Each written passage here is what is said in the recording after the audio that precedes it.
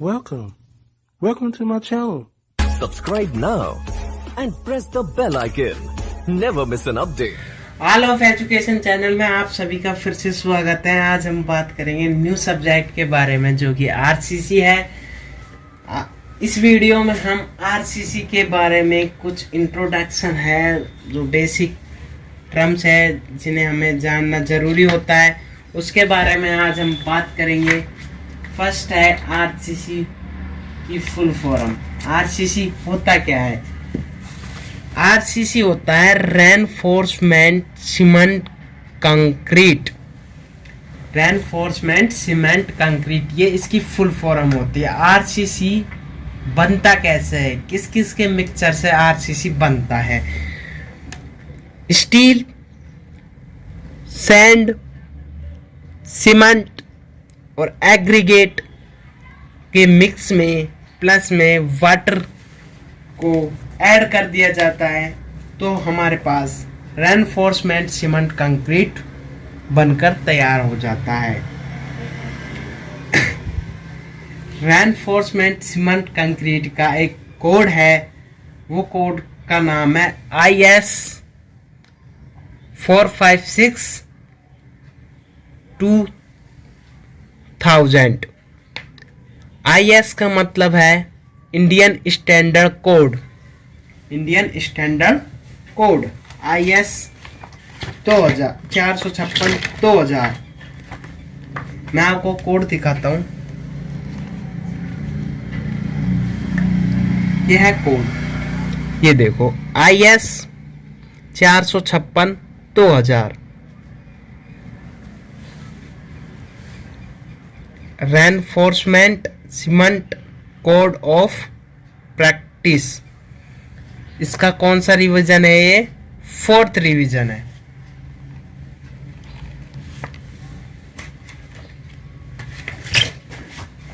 इस कोड में हम आरसीसी या बिल्डिंग, किसी भी बिल्डिंग को डिजाइन करते हैं तो 3 मेथड होते हैं जिनसे हम बिल्डिंग को डिजाइन करते हैं। फर्स्ट है WSM, सेकंड है ULM, थर्ड है LSM। फर्स्ट है WSM। WSM किसे बोलते हैं? Working stress method. Working stress method. ULM ultimate stress method. LSM limit state method. जो हमारे पास कोड है IS 456/2000, इसमें वर्किंग स्ट्रेस मेथड पेज नंबर 80 से 87 के बीच में देखते हैं। देखो ये रहा स्ट्रक्चर डिजाइन, किससे? वर्किंग स्ट्रेस मेथड से। तो हम वर्किंग स्ट्रेस मेथड के बारे में कम बात करेंगे, क्योंकि हम जो बिल्डिंग बनाते हैं, स्ट्रक्चर, कोई भी स्ट्रक्चर बनाते हैं तो हम LSM मेथड को यूज लेते हैं। इसीलिए हम अधिकतर LSM मेथड की बात करेंगे। LSM मेथड पेज नंबर 67 से पेज नंबर 76 यानी कि 76 तक है। देखते हैं इसको। 67 पेज नंबर, ये दो page number 67, structural design limit state method यानी LSM। इन मेथडों की बात करने से पहले हम कुछ मटेरियलों के बारे में जान लेते हैं। जैसे फर्स्ट है स्टील, जो कि रेनफोर्समेंट भी बोलते हैं उसको। तो यहाँ पे हमारे पास 4 प्रकार का है। Mild steel, high strength deform bar, hard driven steel wire fabric और स्ट्रक्चरल स्ट्री। यदि हमको इनके बारे में अधिक डिटेल चाहिए, इस कोड में ओनली फॉर आरसीसी के बारे में दे रखा है, स्टील के बारे में नहीं दे रहा। यदि हमें स्टील के बारे में और जानकारियाँ चाहिए तो हम माइल्ड स्टील के बारे में जानकारी चाहिए तो IS 456 पार्ट फर्स्ट में देखेंगे। हाई स्ट्रेंथ डिफॉर्म बार के बारे में हमें जानकारी चाहिए तो IS 786 देखेंगे। Hard drawn steel wire fabric के बारे में जानकारी चाहिए तो IS 1566 देखेंगे। और स्ट्रक्चर स्टील के बारे में जानकारी चाहिए तो हम देखेंगे IS 2062।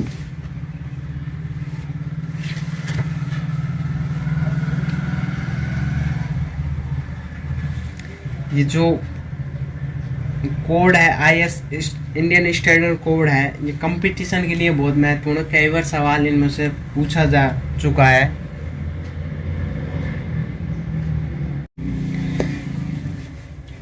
स्टील रेनफोर्समेंट के बारे में आगे देखते हैं। ये है माइल्ड स्टील का stress strain curve. Mild steel का स्ट्रेन स्ट्रेस कर्व है, ये आप देख रहे हैं सभी। यदि स्ट्रेन को बढ़ाया जाए तो स्ट्रेस भी बढ़ती है। ये कहाँ तक? A पॉइंट, इसको मान लेते हैं हम A पॉइंट।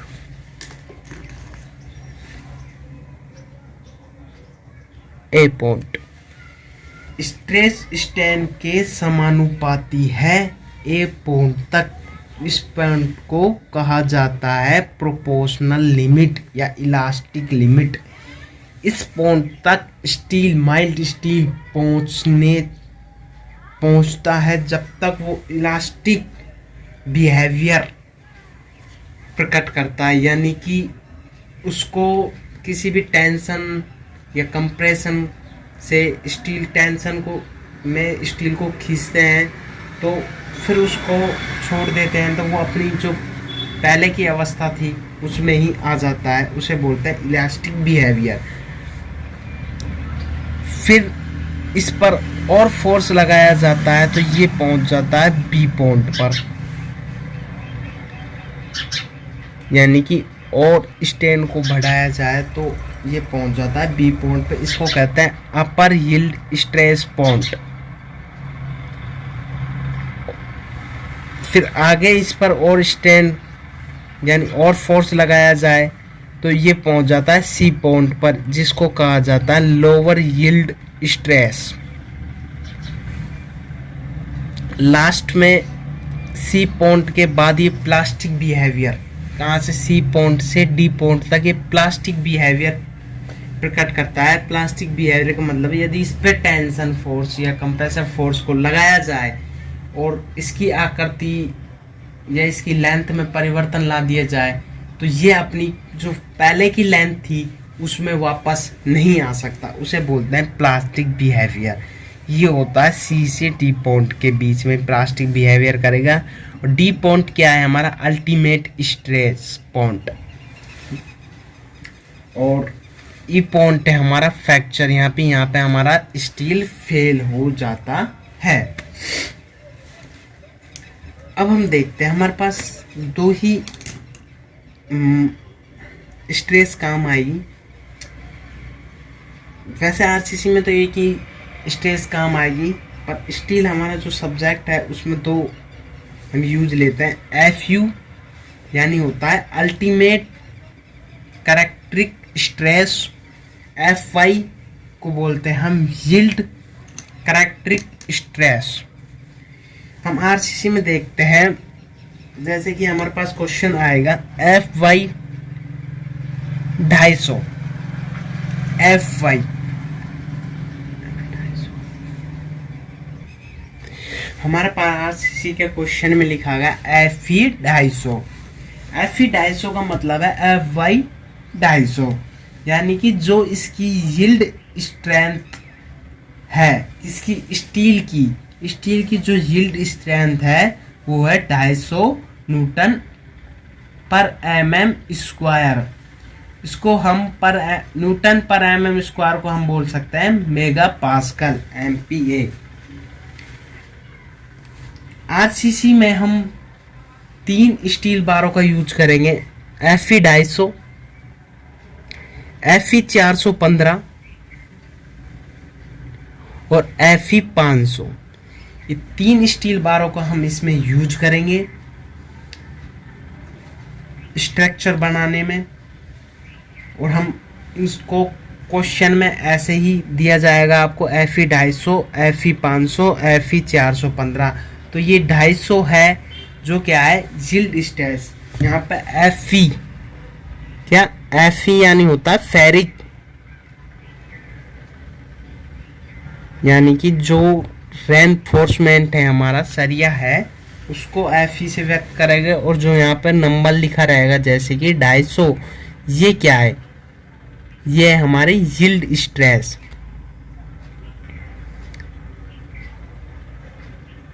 यील्ड स्ट्रेस या स्ट्रेंथ, यह है यील्ड स्ट्रेस।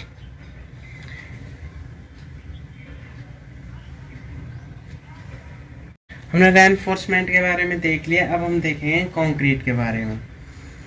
कंक्रीट मिक्स किसका होता है? जैसे रेनफोर्समेंट सीमेंट कंक्रीट थी तो उसमें कंक्रीट में सैंड और एग्रीगेट आता है। अब यहाँ पर कंक्रीट का जो मिक्स बनाएंगे हम वो बनाएंगे सैंड प्लस में सीमेंट प्लस में एग्रीगेट प्लस में वाटर।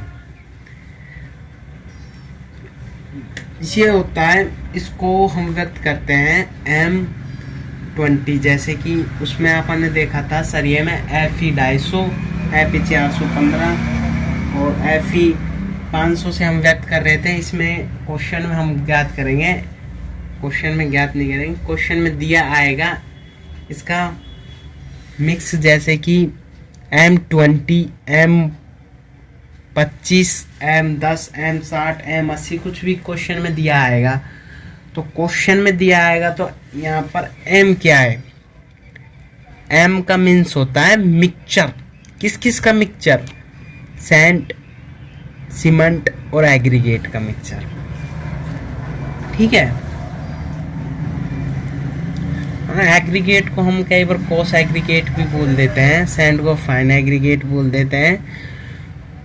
तो जो यहाँ पे संख्या लिखी है ये क्या है?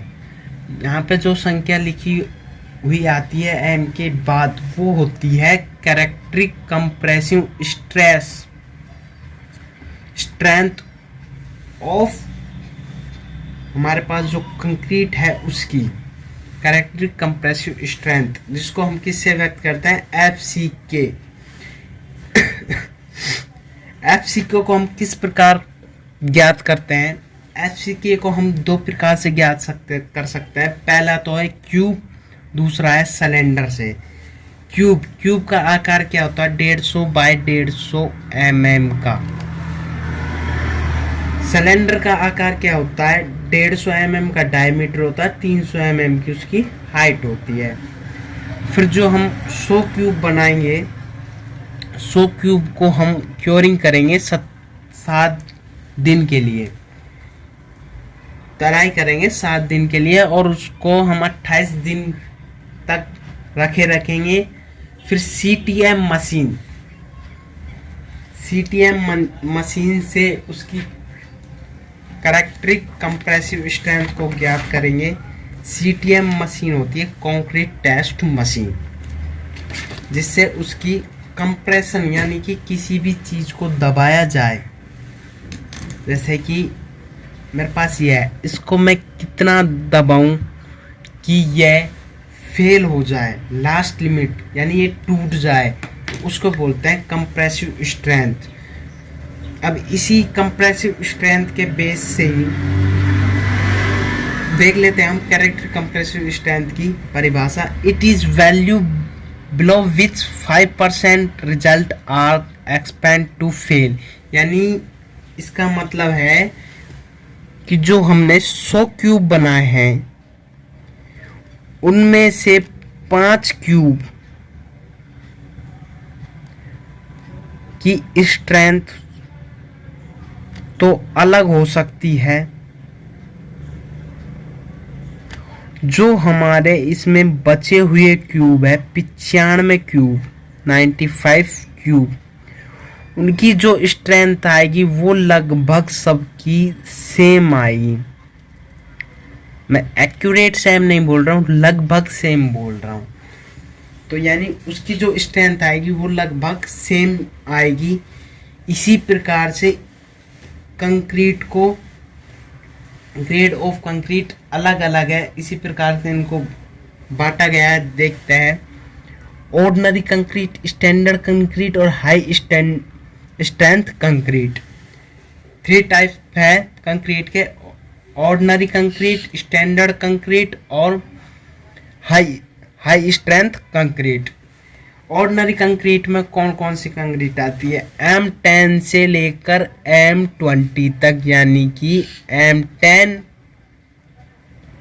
M15 और M20, 3 कंक्रीट। स्टैंडर्ड कंक्रीट में कौन कौन सी कंक्रीट आती है? M25 से लेकर M55 तक आती है, यानी कि M25, M30, M35, M40, M45, M50 और M55। अब है हाई स्ट्रेंथ कंक्रीट में M60 से M60, M65, M70, M75 और M80 कंक्रीट आती है। हमने स्टील भी देख लिया, कंक्रीट भी देख ली। अब हम बात करते हैं रेशो ऑफ कंक्रीट, कंक्रीट का रेशो के बारे में बात करेंगे कि जो हम FCK की वैल्यू हम CTM मशीन से निकाल लेंगे, यानी कैरेक्टर स्ट्रेंथ की मशीन पर। इसको बनाने के लिए क्या क्या रेशो है? जैसे कि M10 का FCK की वैल्यू कितनी है? 10 मेगा पास्कल, या इसको हम लिख सकते हैं Newton mm square. 10 mega pascal में यदि M10 का हमें मसाला कंक्रीट तैयार करना है तो हम सीमेंट 1, सैंड 3 और एग्रीगेट 6, यानी जहाँ पर 1 किलो हम सीमेंट लेंगे तो वहाँ पे सैंड 3 किलो लेंगे और एग्रीगेट 6 किलो लेंगे। ये रेशो है M10 का। ऐसे ही M15 का रेशो है 1:4, 1 किलो सीमेंट, 2 किलो सैंड और 4 किलो एग्रीगेट। M20 का रेशो है 1:3। M25 का रेशो है 1:2।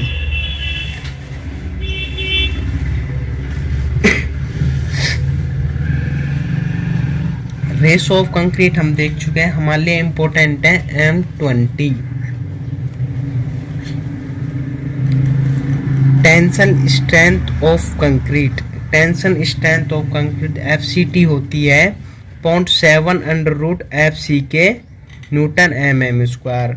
मॉडुलस ऑफ इलास्टिसिटी होती है EC बराबर में 5000 √FCK। ये हम देख लिए हैं।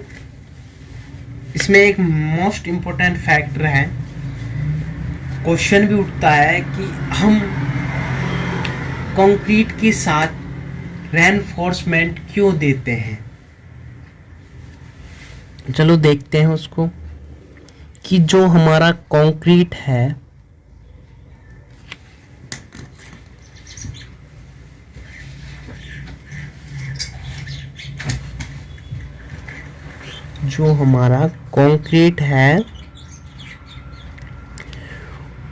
वो कंप्रेशन में तो स्ट्रॉन्ग है,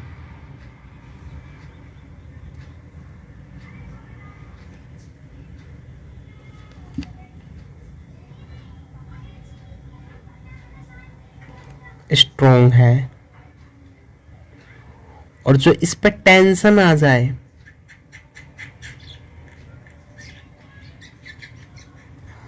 उसमें वीक है। आप देख लो टेंशन की वैल्यू कितनी आएगी, 0.7 के, तो टेंशन में वीक है। जो हम स्टील यूज ले रहे हैं वो टेंशन में स्ट्रॉन्ग है,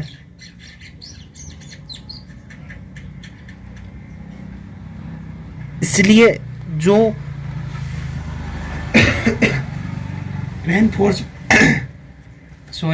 रेनफोर्समेंट हम काम में लेंगे वो टेंशन में स्ट्रॉन्ग होना चाहिए।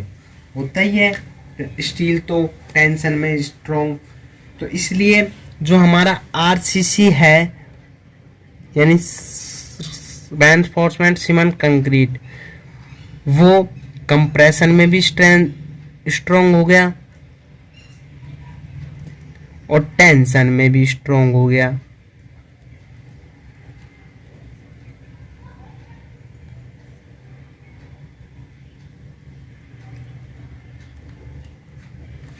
टेंशन में भी स्ट्रॉन्ग हो गया। ये हमने पढ़ चुके हैं आरसीसी के बारे में कि आरसीसी कैसे बनता है, आरसीसी में होता क्या क्या है, कुछ सिंबल्स है जिनको कैसे डिफाइन किया गया है। एक क्वेश्चन और कंपटीशन में आता है कि आरसीसी में जो हम बिल्डिंग के लिए यूज लेते हैं वो कौन सी ग्रेड यूज लेते हैं कंक्रीट की, वो है M20। ठीक है। आपको यदि वीडियो पसंद आए तो वीडियो को लाइक करें और चैनल को सब्सक्राइब करें, बेल आइकन को प्रेस ज़रूर करें जिससे आपको वीडियो की नोटिफिकेशन सबसे पहले प्राप्त हो जाए। धन्यवाद।